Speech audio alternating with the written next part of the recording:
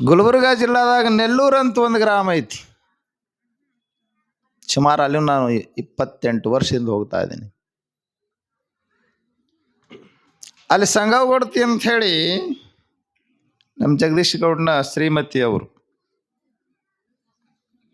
ಇದು ಸುಮಾರು 19 ವರ್ಷದ ಹಿಂದೆ ನಡೆದಿರುವಂಥ ಘಟನೆ ಹೇಳಕತ್ತೀನಿ ನಿಮಗೇನ್ರಿ. ಅವರಿಗೆ ಲಿವರ್ ಕ್ಯಾನ್ಸರ್ ಪ್ರಾಬ್ಲಮ್ ಇತ್ತು. ಆಗ ಗೌಡ್ತಿ ಗರ್ಭವತಿ ಆಗಿದ್ಲು. ಕಲಬುರಗಿಯಲ್ಲಿ ತೋರಿಸಿದ್ರು, ಸೊಲಾಪುರದಲ್ಲಿ ತೋರಿಸಿದ್ರು, ಹೈದರಾಬಾದಲ್ಲಿ ತೋರಿಸಿದ್ರು. ಡಾಕ್ಟ್ರ್ 3 ಕಡೆ ಒಂದೇ ಹೇಳಿದ್ರು, ಬದುಕುದು ಸರ್ವೈವಲ್ ಪರ್ಸೆಂಟೇಜ್ ಓನ್ಲಿ 20% ಅಂತ ಹೇಳಿದ್ರು. ಬದುಕೋದು ಬಹಳ ಕಷ್ಟ ಇದೆ. ಮಗುವಿಗೆ ಜನನ ಆಗುವಾಗ ಮಗುನೂ ಸಾಯ್ತದ, ತಾಯಿನೂ ಸಾಯ್ತಾಳ ಅಂತ ಹೇಳಿದ್ರು. ಗಂಡ ಹೆಂಡತಿ ಬಂದು ಅಳ್ಕೋತ ಕುಂತರು ನಮ್ಮ ಮುಂದೆ. ಎಲ್ಲ ದವಾಖಾನಿ ತೋರಿಸಿ ಎಲ್ಲ ಮುಗಿದ ಮೇಲೆ ಕೊನೆಗೆ ಮಠಕ್ಕೆ ಬಂದಿದ್ರು. ನಮ್ಮ ಕಡೆ ಬಂದರು. ನಾವು ಒಯ್ದು ಸಿದ್ಧಾರೂಢಗ ಭಾರ ಹಾಕೋರಲ್ಲ. ನಾವು ಹೇಳದೆವು, ಗೌಡ ನಾವು ನೀವು ಕೂಡಿ ಸಿದ್ಧಾರೂಢ ಮೇಲೆ ಭಾರ ಹಾಕು. ನೀವು ಅಪಾರ ಸಿದ್ಧಾರೂಢ ಭಕ್ತಿ ಮಾಡ್ತಾ ಬಂದಿರಿ. ನಿಮ್ಗೆ ಆಶ್ರಯದ ಮಾತು ಹೇಳ್ತೀನಿ, ವರ್ಷದಾಗ 2 ಸಲ ಕಾರ್ಯಕ್ರಮ ಮಾಡ್ತಾರೆ ಅವರು. ಶ್ರಾವಣ ಮುಕ್ತಾಯ ಸಮಾರಂಭಕ್ಕೆ ಹೋಗಿರ್ತೀನಿ. ಬೇಸಿಗೆಯಲ್ಲಿ ಶಿವಶರಣಪ್ಪ ಬಿರಾದರ್ ಅವ್ರ ತಂದೆ ಪುಣ್ಯಸ್ಮರಣೆ ಎಂಬುದನ್ನೆಪ್ಪ 5 ದಿನದ ಸತ್ಸಂಗ ಒಂದೇ ಮನೆಯವರು ಮಾಡ್ತಾರೆ ಏನ್ರಿ. ನಾವೆಲ್ಲ ಊರವ್ರು ಸೇರಿ ಮಾಡ್ಬೇಕಂದ್ರೆ ಒದ್ದಾಡ್ತೀವಿ. ವರ್ಷದಾಗ 2 ಕಾರ್ಯಕ್ರಮ ಒಂದೇ ಮನೆಯವರು ಮಾಡ್ತಾರೆ ಅವರು. ನಾ ಹೇಳ್ದೆ, ನೋಡಪ್ಪ, ನಂಬಿದವ್ರನ್ನ ಸಿದ್ಧಾರೂಢ ಎಂದೂ ಕೈ ಬಿಟ್ಟಿಲ್ಲ. ನಾ ಗೌಡ್ತಿ ಹೇಳಿದೆ, ಗೌಡ್ತಿ ನೀನು ಪಾರಾಯಣ ಮಾಡು, ಸಿದ್ಧಾರೂಢ ಚರಿತ್ರೆಯನ್ನು ಪಾರಾಯಣ ಮಾಡು. ಆದ್ರೆ ಪಾರಾಯಣ ಮಾಡು ಆಗದೆ ಹೋದ್ರೆ ನಿನಗೆ ಎಷ್ಟೊತ್ತು ಸಾಧ್ಯ ಆಗುತ್ತೆ ಅಷ್ಟು ತಲೆ ಮ್ಯಾಗ ಕೂತ್ಕೊಂಡು ಕುಂದ್ರೆ ಸಾಕು ಅಂತ ಹೇಳ. ಗೌಡ್ತಿ ಪಾರಾಯಣ ಮಾಡಿದ್ಲಿ 21 ದಿವಸ. ಮುಂದ ಚೆಕಪ್ಗೆ ಕರ್ಕೊಂಡು ಹೋದ್ರು. ಸೊಲಾಪುರದ ಡಾಕ್ಟರ್ ಭಾಳ ಆಶ್ಚರ್ಯಪಟ್ಟ, ಕಾಯಿಲೆ ವಾಸಿಯಾಗಿದೆಯಲ್ಲ, ಹೆಂಗೆ ಸಾಧ್ಯ ಇದು? ಮಗುವಿಗೆ ಜನ್ಮ ಕೊಟ್ಟರು. ಆ ಹುಡುಗಿ ಅರ್ಚನಾ ಅಂತ ನಾವೇ ಹೆಸರಿಟ್ಟೀವಿ. ಈಗ ಅದು PUC ಮುಗಿಸಿ ಈಗ ಕಾಮರ್ಸ್ ಏನೋ ಓದ್ತಾ ಇದೆ ಹುಡುಗಿ. 19 ವರ್ಷ ಆಯ್ತು ಇದು ನಡೆದ ಘಟನೆ. ಒಂದಲ್ಲ ಎರಡಲ್ಲ. ಸಿದ್ಧಾರೂಢಪ್ಪನ ಲೀಲೆಗಳು ಅಪಾರ ಲೀಲೆಗಳು. ಅವರು ಲೀಲಾ ಪುರುಷರೆಂಬುದರಲ್ಲಿ ಸಂಶಯನೇ ಇಲ್ಲ. ಅದ್ರ ಜೊತೆಗೆ ನಾನು ಇನ್ನೊಂದು ಏನು ಹೇಳ್ಕೊಡ್ಬೇಕಾಗಿದೆ ಅಂತ ಕೇಳಿದ್ರೆ, ಸಿದ್ಧಾರೂಢಪ್ಪ ಬರೇ ನಾವು ಪವಾಡ ಪುರುಷನಾಗಿ ಅಷ್ಟೇ ಮೆರೆಸೋದು ಬೇಡ. ಸಿದ್ಧಾರೂಢಪ್ಪ ಮಹಾಜ್ಞಾನಿ. ವೇದಾಂತ ಅಂದ್ರೆ ಸಿದ್ಧಾರೂಢ, ಸಿದ್ಧಾರೂಢ ಅಂದ್ರೆ ವೇದಾಂತ. ನಮ್ಮಲ್ಲಿ ಭಾಳ ಮಂದಿ ನಾವು ಏನು ಮಾಡಕತ್ತೀವಿ, ಕೇವಲ ಲೀಲಾ ಪುರುಷ ಅಂತ ಸಿದ್ಧಾರೂಢಪ್ಪನ ಕೇವಲ ಭಕ್ತಿ ಕಡೆಗೆ ಅಷ್ಟೇ ಹೇಳಕತ್ತೀವಿ. ಸಿದ್ಧಾರೂಢಪ್ಪ ಜಗತ್ತಿಗೆ ಭಕ್ತಿಯನ್ನು ಬೆಳಗಿಸಿಕೊಟ್ಟಿದ್ದಾರೆ, ಉಪಾಸನೆಯನ್ನು ಅಷ್ಟೇ ಹೇಳಿದ್ದಾರೆ. ಸಿದ್ಧಾರೂಢರು 3 ಹೊತ್ತು ಶಾಸ್ತ್ರ ಹೇಳುತ್ತಿದ್ರು, ನೆನಪಿಟ್ಟುಕೊಳ್ರಿ. ಸಿದ್ಧಾರೂಢ ಮಹಾಸ್ವಾಮಿಗಳು ದಿನದಲ್ಲಿ 3 ಹೊತ್ತು ಶಾಸ್ತ್ರ ಹೇಳ್ತಿದ್ರು. ಆಧ್ಯಾತ್ಮಕ್ಕೆ ಬಹಳ ಸಿದ್ಧಾರೂಢ ಮಠಗಳು ಅಂತಂದ್ರೆ ನೆನಪಿಟ್ಕೊಳ್ರಿ, ಆಧ್ಯಾತ್ಮದ ಆಗರ ಅಂತಂದ್ರೆ ಅರಿವಿನ ಆಗರ ಅಂದ್ರೆ ಅವು ಸಿದ್ಧಾರೂಢ ಮಠಗಳು ಏನ್ರಿ. ನಮ್ಮಲ್ಲಿ 3ಕ್ಕೂ ನಾವು ಬಹಳಷ್ಟು ಸಮಾನತೆಯನ್ನು ಕೊಟ್ಟಿದ್ದೇವೆ. ಜ್ಞಾನದಾಸೋ,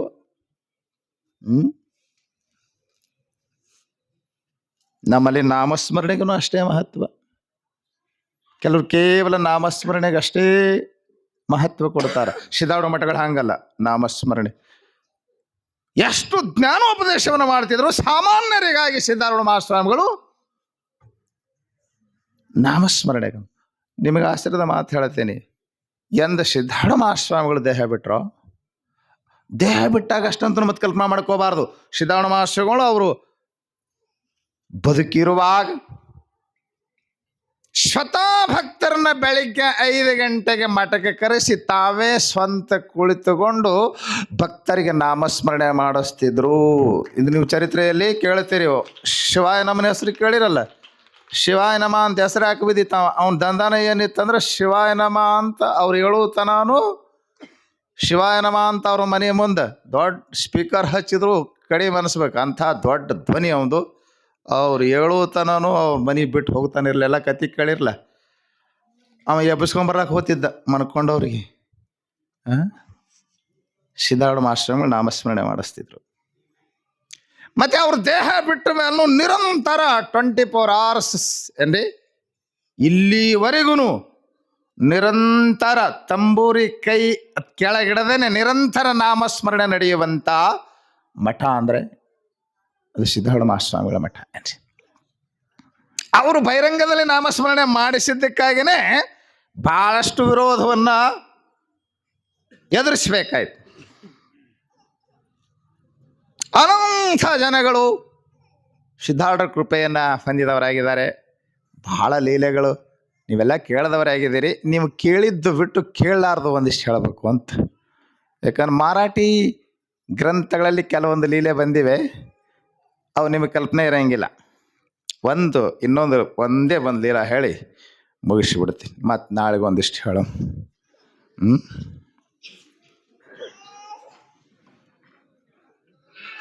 ಬಡೋದರ ಮಹಾರಾಜ್, ಸಾಯಿ ಮಹಾರಾಜ್ ಗಾಯಕ್ವಾಡ್ ಅವ್ರು ಸಿದ್ಧಾರೂಢ ಮಹಾಸ್ವಾಮಿಗಳ ಶಿಷ್ಯರು. ನನಗೆ ಆಶ್ಚರ್ಯ ಅನ್ನಿಸ್ತು. ಗೋಕುಳಾಬಾಯಿ ಬರೆದಿದ್ದಾರೆ, ಈಗ ಅದಕ್ಕೆ ವಡೋದರ ಅಂತಾರೆ. ಮೋದಿಜಿಯವರ ಫಸ್ಟ್ ಕಾನ್ಸ್ಟಿಟ್ಯೂನ್ಸಿ, MP ಕಾನ್ಸ್ಟಿಟ್ಯೂನ್ಸಿ ಅದು. ಬಡೋದರ ಅಂತಿದ್ರೆ ಈಗ ವಡೋದರ ಅಂತಾರೆ. ಇದು 1913ರಲ್ಲಿ ನಡೆದಂಥ ಘಟನೆ. ಸಿದ್ಧಾರೂಢ ಮಹಾಸ್ವಾಮಿಗಳು ಮುಂದೆ 1929ರಲ್ಲಿ ದೇಹ ಬಿಟ್ಟಿದ್ದಾರೆ. ಕಲ್ಪನೆ ಇರಬೇಕು ನಿಮಗೆ. ಈ ಗಾಯಕ್ವಾಡ ಮಹಾರಾಜ ಸಿದ್ಧಾರೂಢರ ಸಮೀಪಕ್ಕೆ ಹೆಂಗೆ ಬಂದ?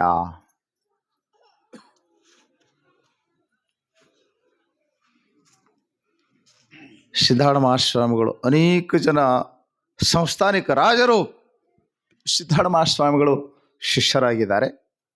ಅವರಲ್ಲಿ ವಡೋದರದ ಗಾಯಕ್ವಾಡ ಮಹಾರಾಜರು, ಶಾಹಿ ಮಹಾರಾಜರು. ಯಾವ ರೀತಿ ಸಿದ್ಧಾರೂಢರ ಸಂಪರ್ಕಕ್ಕೆ ಅವರು ಬಂದರು ಅಂತ ಕೇಳಿದರೆ, ಅವರ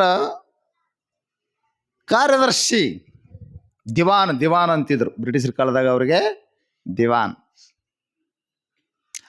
ಗಾಯಕ್ವಾಡ ಮಹಾರಾಜರ ದಿವಾನರಾಗಿರ್ತಕ್ಕಂಥ ತಾತ್ಯಾರಾವ್ ಸಾಹೇಬರು ಬಾಂಬೆಗೆ ಬಂದಿರ್ತಾರೆ ಒಂದ್ಸಲ. ಬಾಂಬೆ ಒಳಗ ಒಂದು ಮಾರ್ವಾಡಿ ಜನಾಂಗದವರು ಸತ್ಸಂಗ ನಡೆಸಿರ್ತಾರ. ಆ ಸತ್ಸಂಗದಲ್ಲಿ ಕೀರ್ತನೆಯನ್ನು ಮಾಡತಕ್ಕಂಥವರು ಅಕ್ಕಲಕೋಟೆ ಶರಣಪ್ಪನವರು. ಅಕ್ಕಲಕೋಟೆ ಶರಣಪ್ಪನವ್ರ ಸತ್ಸಂಗ ಐತಿ ಅಂತ ಹೇಳಿ ಇಲ್ಲಿ ಸತ್ಸಂಗ ನಡೀತದ. ಶರಣಪ್ಪನವ್ರ ಬಗ್ಗೆ ಅವ್ರಿಗೆ ಪರಿಚಯ ಇರಲಿಲ್ಲ. ತಾತ್ಯಾರಾವ್ ಸಾಹೇಬರು ಸತ್ಸಂಗ ಪ್ರೇಮಿಗಳಾಗಿದ್ದರು. ಇಲ್ಲಿ ಸತ್ಸಂಗ ನಡೀತದ ಅಂತಂದರೆ ಸತ್ಸಂಗದಲ್ಲಿ ಒಂದಿಷ್ಟು ಸಮಯ ಕಳೆದು ಬರೋಣ. ರಾಜಕೀಯ ವ್ಯವಹಾರದಲ್ಲಿ ಟೆನ್ಷನ್, ಸಂಸಾರದಾಗ ಟೆನ್ಷನ್. ಸತ್ಸಂಗದಾಗ ಬಂದ್ರಿ ಅಂದ್ರೆ ಟೆನ್ಷನ್ ತಲೆಗೆ ಇರಂಗಿಲ್ಲ. ಯಾಕ್ರಿ ಹೆಂಗೆ ಅನಿಸ್ಯದ 7 ದಿನ ನಿಮ್ಗೆ? ಇನ್ನು ಯಾವಾಗ ಮುಗಿಸ್ಯಾರ ನಂಗೆ ಆಗ್ಯದ. ಮತ್ತೆ ಏನಿಲ್ಲ. ನಿಮಗೊಂದು ಬಹಳ ಮಹತ್ವದ ಮಾತು ಹೇಳ್ತೀನಿ ಕೇಳ್ರಿ. ಹಾವ ಮುಂಗ್ಲಿ ಜಗಳಾಡ್ತಾವ. ಹಾವಿಗೆ ಮುಂಗ್ಲಿ ಕಡಿತದ, ಮುಂಗ್ಲಿಗೆ ಹಾವು ಕಡಿತದ. ಎಷ್ಟೇ ದ್ವಾಡದೈತೆ ಅಂದ್ರು ಹಾವ ಸತ್ತು ಬೀಳ್ತದ, ಮುಂಗ್ಲಿ ಜಯಶಾಲಿ ಆಗ್ತದ. ಮುಂಗ್ಲಿಗೆ ಹಾವು ಕಡಿದಿರಂಗಿಲ್ಲೇನ? ಕಡಿದಿರ್ತದ. ಹಾವು ಕಡಿತಂದ್ರೆ ನಿಮ್ಮ ದೊಡ್ಡ ದೊಡ್ಡ ಪ್ರಾಣಿಗಳು, ಆನೆಯಂಥ ಪ್ರಾಣಿಗಳು ಸಹಿತ ಪ್ರಾಣ ಬಿಡ್ತಾವ, ಅಂಥ ವಿಷಕಾರಿ.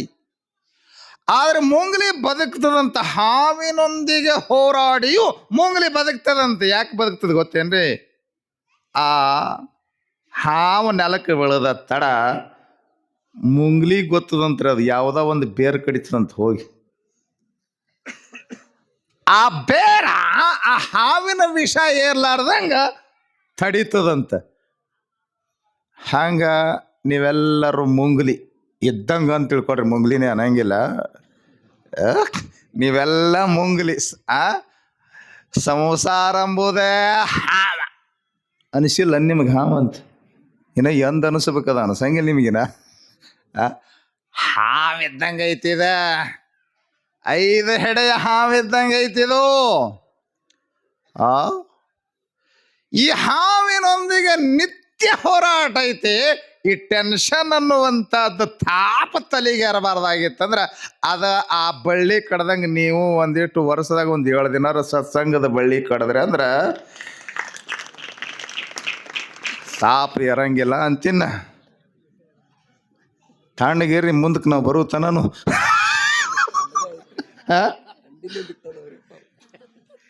ತಣ್ಣಗ ಕುಂತಾರ, ಮತ್ತೇನು ತಣ್ಣಗ್ರಿ ಅಂತಾರ ಮಹಾರಾಜರು. ಈಗ ತಾತೇರಾವ್ ಮಹಾರಾಜರು ಸತ್ಸಂಗಕ್ಕೆ ಬಂದರು. ಅಕ್ಕಲ್ಕೋಟ್ ಶರಣರ ಕೀರ್ತನ ಅಂದ್ರೆ ಕೇಳೋದೇನೈತ್ರಿ? ನವರಸ ಭರಿತ ಕೀರ್ತನ. ಎಂಥ ನಾಸ್ತಿಕ ಮನುಷ್ಯನು ಭಕ್ತಿಭಾವ ಸಮನ್ವಿತನಾಗಬೇಕು. ಅವ್ರು ಹೇಳೋದು ಸಿದ್ಧಾರೂಢರ ಲೀಲಾ ಬಿಟ್ರಿ ಇನ್ನೇನು ಹೇಳ್ತಾ ಇರಲಿಲ್ಲ. ಸಿದ್ಧಾರೂಢರ ಲೀಲಾ ಹೇಳ್ತಾ ಒಂದು ಪ್ರಸಂಗವನ್ನು ಹೇಳಿದ್ರಂತ. ಅವತ್ತ ನಿಮಗೆ ಗೊತ್ತದ ಪ್ರಸಂಗ. ಒಡಿಸ್ಸಾದಲ್ಲಿ ತಿರುಗಾಡುವಾಗ ಸಿದ್ಧಾರೂಢ ಮಹಾಸ್ವಾಮಿಗಳು ಒಡಿಸ್ಸಾದಾಗ ಯಾತ್ರಾ ಮಾಡುವಂಥ ಪ್ರಸಂಗದಲ್ಲಿ ಒಬ್ಬ ಸಾವುಕಾರ ಮನೆಗೆ ಹೋಗಿರ್ತಾರೆ. ಗೊತ್ತದಲ್ಲಿ ನಿಮಗೆ? ಮುಸಾಫಿರ್ ಖಾನ. ಮನ್ಯಾಗ ಬಿಡ್ಲಿಲ್ಲ ಅಂತ ನಾವ, ಇದೇನು ಧರ್ಮಶಾಲೆ ಅಂತ ಬಂದು ಕುಂತಿ ಅನ್ನೋ ಅಂದ್ರೆ, ಮತ್ತೆ ಇದೇನು ನಿಮ್ಮ ಅಪ್ಪನ ಮನೆ ಐತೇನು ಧರ್ಮಶಾಲೆನೇ ಅಂದ್ರಂತ. ಧರ್ಮಶಾಲಾ ಅಂದ್ರೆ ಅಲ್ಲೋ, ಅದು ಹೊರಗಿನವ್ರು ಬರ್ತಾರ, ಇರ್ತಾರ, ಹೋಗ್ತಾರ, ಹಾಂಗಿದ್ರೆ ಧರ್ಮಶಾಲಾಪ ಸಿದ್ಧಾರೂಢ ಸ್ವಾಮಿಗಳು ಅಂದ್ರಂತ.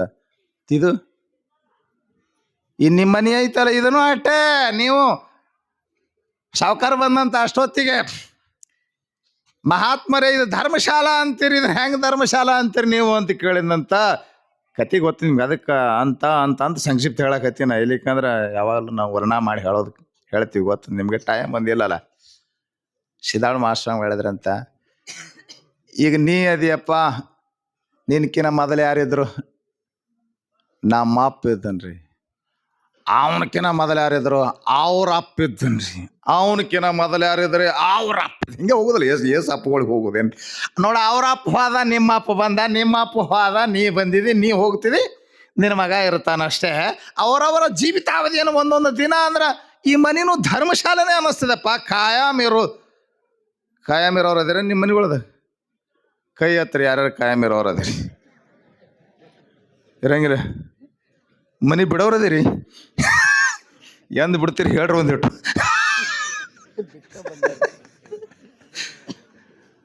ಮತ್ತು ನೀವು ನನಗೆ ಕೇಳಬೇಡ್ರಿ, ನೀವು ಮಠ ಬಿಡೋರು ಅದಿರೇ ಇಲ್ಲ ಅಂತ.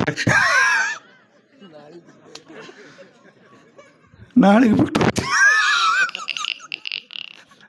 ನಾಳೆಗೆ ಒಂದು ದಿವ್ಸ ಇರಂಬ್ರೆ, ನಾಡ್ದು ಬಿಟ್ಟು ಹೋಗ್ತೀವಿ.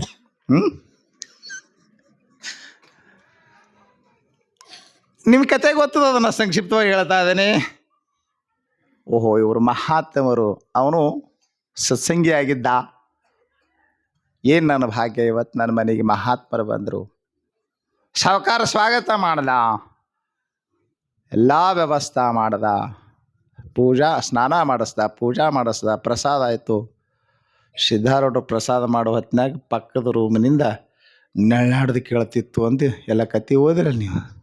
ದಿನ ಪಾರಾಯಣ ಮಾಡ್ತೀರಿ. ಬಹುತೇಕ ಗದ್ಯಾಳ ಗ್ರಾಮದೊಳಗೆ ಸಿದ್ಧಾರೂಢರ ಚರಿತ್ರೆ ಇಲ್ಲದೇ ಇರುವ ಮನೆಯೇ ಇಲ್ಲ. ಅಂತ ಅನ್ನಿಸ್ತದ ನಮಗೆ. ಹ್ಯಾಂಗ ಮೊಬೈಲ್ ಇಲ್ಲದ ಮನಿ ಇಲ್ಲ,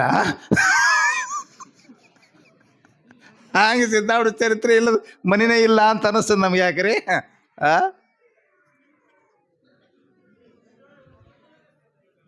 ಯಾರ ನೆಳಾಡ್ತಾರಲ್ಲ ಅಂದ್ರೆ ಸಿದ್ದಾರೂಢರು ಯಪ್ಪ ನಮ್ಮವ್ರಿ. ಯಾಕೆ ನೆಳಾಡ್ತಾರ? ಹೊಟ್ಟೆ ಬ್ಯಾನ್ ಐತ್ರಿ, ಉದರ ಶೂಲೆ ತೋರಿಸ್ಬಾರ್ದೇನು, ಎಲ್ಲ ಕಡೆ ತೋರಿಸಿಂತಿಯಪ್ಪ.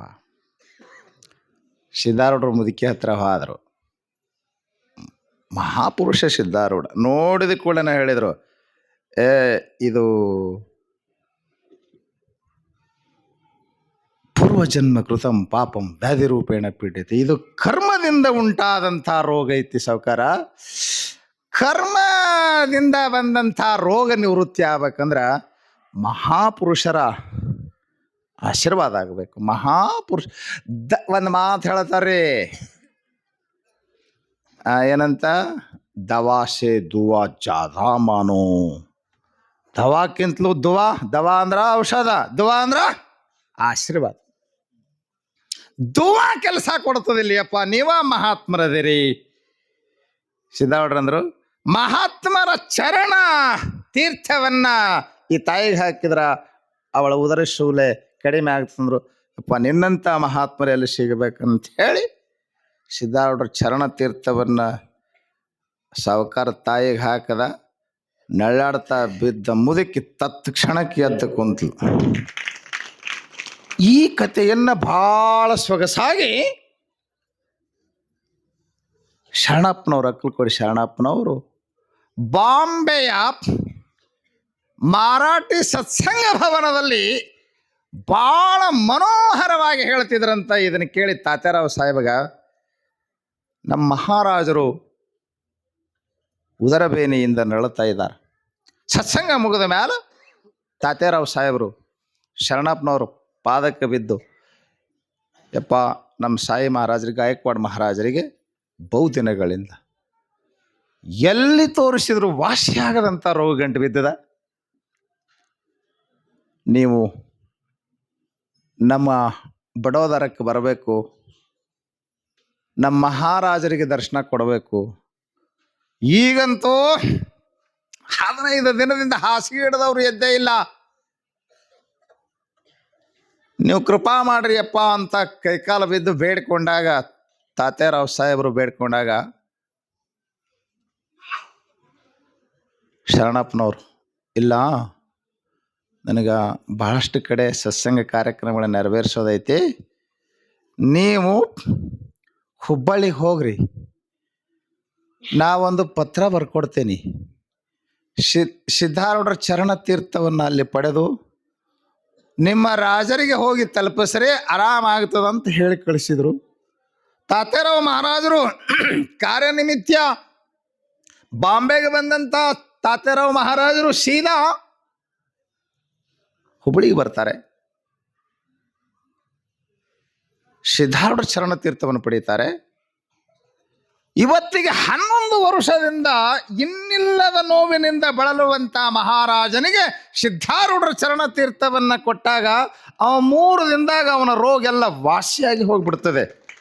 ಮಹಾರಾಜ ನಾಸ್ತಿಕನಿರ್ತಾನೆ, ಅವನಿಗೆ ಆಶ್ಚರ್ಯ ಅನ್ನಿಸ್ತದ, ಸಿದ್ದಾರೂಢ ಮಹಾಸ್ವಾಮಿಗಳು ಸಾಕ್ಷಾತ್ ಶಿವಾವತಾರಿಗಳದಾರ, ಅವರು ಈಶ್ವರಿ ಅವತಾರಿಗಳದಾರ ಎಂಬುದರಲ್ಲಿ ಸಂಶಯನೇ ಇಲ್ಲ ಅಂತ ಅವತ್ತಿನಿಂದ ಗಾಯಕ್ವಾಡ್ ಸಿದ್ದಾರೂಢರ ಭಕ್ತರಾಗ್ತಾರೆ. ಪ್ರತಿ ವರ್ಷ ಶಿವರಾತ್ರಿಗೆ ಜಾತ್ರೆಗೆ ತಪ್ಪದೆ ತಮ್ಮ ರಾಣಿ ಪರಿವಾರದೊಂದಿಗೆ, ರಾಜ ಪರಿವಾರದೊಂದಿಗೆ ತಪ್ಪದೆ ಸಿದ್ದಾರೂಢ ಮಠಕ್ಕೆ ಬರ್ತಿರ್ತಾರೆ. ಇವತ್ತೇ ನಾವು ಹುಬ್ಬಳ್ಳಿ ಒಳಗ ಸಿದ್ದಾರೂಢರ ಪಾಠಶಾಲಾ ಏನು ಕಾಣ್ತೀವಿ, ಆ ಪಾಠಶಾಲಾ ಅದನ್ನು ಕಟ್ಟಿಸಿಕೊಟ್ಟವರು ಗಾಯಕ್ವಾಡದ ಮಹಾರಾಜರು. ಇದು ನೆನ್ಪಿಟ್ಕೊಟ್ಟೇನೆ. ಹೀಗೆ ಅನೇಕ ಮಹಾರಾಜರು ಅವ್ರದ ಜೀವನದಾಗ ಮತ್ತೊಂದು ಪ್ರಸಂಗ ಬರ್ತದೆ.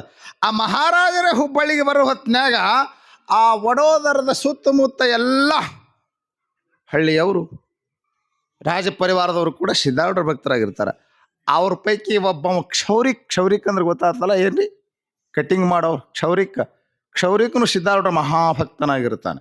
ಒಂದು ಇಂಥ ಪ್ರಸಂಗ ಬರ್ತದೆ. ಅವನು ಪ್ರತಿನಿತ್ಯ ದಿನಾ ಸಿದ್ಧಾರೂಢರ 8 ಅಧ್ಯಾಯ ಚರಿತ್ರೆ ಪಾರಾಯಣ ಮಾಡಲಾರ್ದೇ ಪೂಜಾ ಮುಗಿಲಾರ್ದೇ ಬಾಯಾಗ ನೀರು ಹಾಕ್ತಿದ್ದಿಲ್ಲ. ಒಂದು ಸಲ ಮಹಾರಾಜರು ಅರ್ಜೆಂಟಾಗಿ ಬೇರೆ ಎಲ್ಲೋ ಒಂದು ಕಡೆ ಹೋಗಬೇಕಾಗಿದೆ. ಆದ್ದರಿಂದ ಕ್ಷೌರಿಕನಿಗೆ ಹೇಳಿ ಕಳಿಸಿರ್ತಾರ, ಬರಬೇಕಂತ ಹೇಳಿ.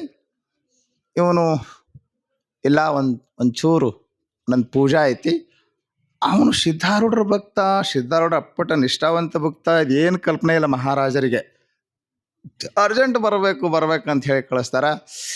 ಅವ್ನು ಹೇಳ್ತೀನಿ ಹೇಳ್ತಿರ್ತಾಳೆ, ಪೂಜಾದಾಗ ಅದಾರ್ರಿ ಆಮೇಲೆ ಬರ್ತಾರ್ರಿ, ಪೂಜಾದಾಗ ಅದಾರ್ರಿ ಆಮೇಲೆ ಬರ್ತಾರ್ರಿ. ರಾಜ ಶಿಟ್ ಮಾಡ್ದ, ಬರ್ತಾನೋ ಇಲ್ಲೋ ಕೇಳ್ರಿ ಅವನಿಗೆ.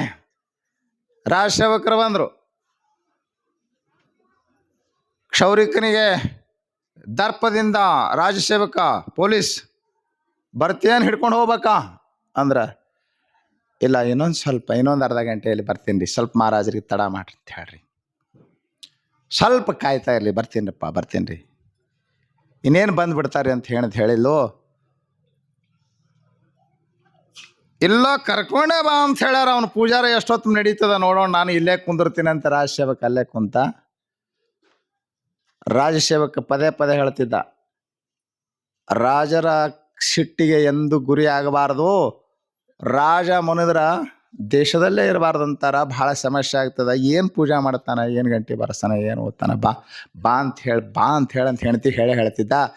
ಅಲ್ಲಿ ಅವನ ಪೂಜಾ ನಡೆದಿತ್ತು. ಆಶ್ಚರ್ಯ ಅಂದರೆ ಮಹಾರಾಜರು ಅರ್ಜೆಂಟಾಗಿ ಹೋಗ್ಬೇಕಾಗಿದೆ ಎಲ್ಲೋ. ಆ ಪ್ರಸಂಗದಲ್ಲಿ ಕ್ಷೌರಿಕ ಬಂದ. ದಿನನಿತ್ಯ ಏನು ಕ್ಷೌರ ಮಾಡ್ತೀನಲ್ಲ ಅದೇ ಕ್ಷೌರಿಕನೇ ಬಂದ. ಕ್ಷೌರಿಕನನ್ನ ಹೌದು ನಿತ್ಯ ಮಹಾರಾಜರು ಬೇರೆಯವ್ರ ಕಡೆಯಿಂದ ಕ್ಷೌರ ಮಾಡ್ಕೊಳ್ತಾ ಇರಲಿಲ್ಲ.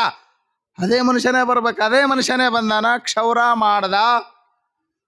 ಭಾಳ ಆನಂದ ಅನ್ನಿಸ್ತು ಮಹಾರಾಜನಿಗೆ. ಅವ್ನು ತಲೆ ಬಡದ, ಎಲ್ಲ ಅವ್ನ ಟೆನ್ಷನ್ ದೂರ ಇತ್ತು, ಭಾಳ ಹಗರ್ ಅನ್ನಿಸ್ತು. ಸ್ನಾನ ಮಾಡಿ ಇನ್ನೇನು ಹೋಗ್ಬೇಕು ಹೊರಗಂತಂದ್ರಾಗನ ಇವ ಅಸಲಿ ಕ್ಷೌರಿಕಿದ್ನ. ಇವ ಬಂದು ಜರ ತಡ ಐತ್ರಿ ಪ್ರಭು ಮಹಾರಾಜರೇ ಕ್ಷಮಾ ಮಾಡಿ ಅನ್ಕೊಂತ ಬಂದ. ರಾಜ ಗಾಬರಿ ಅದ. ಮತ್ತು ಆಗಲೇ ಮಾಡಿ ಹೋದೆಲ್ಲ, ನಾ ಎಲ್ಲಿ ಬಂದೀನಿ ರೀ ಅಪ್ಪ ಅಂತ.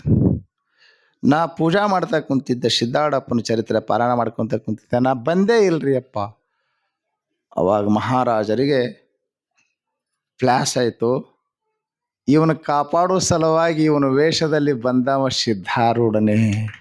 ನಂದು ಎಂಥ ಪುಣ್ಯನೋ ಯಪ್ಪ, ನಿನ್ನ ಸವಾಸದಲ್ಲಿ ಬಂದು ಅವನ ಕಡೆಯಿಂದ ನೆತ್ತಿ ಬಡಿಸ್ಕೊಂಡೆಲ್ಲ, ಸಾರ್ಥಕ ಆಯ್ತು ನನ್ನ ಜನ್ಮ ಅಂತಂತೀನಿ. ಅವಾಗ ಕ್ಷೌರಿಕ, ಯಪ್ಪ ನನಗಾಗಿ ನನ್ನ ಕ್ಷೌರ ಮಾಡುವಂಥ ಕೆಲಸ ನೀ ಮಾಡಬೇಕಾಯ್ತಲ್ಲ, ಅದಕ್ಕೆ ಇನ್ನು ಮೇಲೆ ಈ ಕ್ಷೌರ ಮಾಡೋ ದಂಧನೆ ಬಿಡ್ತೀನಿ, ಬರೇ ನಿನ್ನ ಸೇವನೆ ಮಾಡ್ತೀನಿ ಅಂತ ಅವತ್ತಿನಿಂದ ಅಪ್ಪಟ ಸಿದ್ಧಾರೂಢ ಪರಮ ಭಕ್ತನಾದ ಅಂಬತಕ್ಕಂಥ ಈ ಲೀಲೆಯನ್ನು ಗೋಕುಳಾಬಾಯಿಯವರು ತಮ್ಮ ಮರಾಠಿ ಚರಿತ್ರೆಯೊಳಗೆ ಬಹಳ ಸುಂದರವಾಗಿ ಬರೆದಿದ್ದಾರೆ.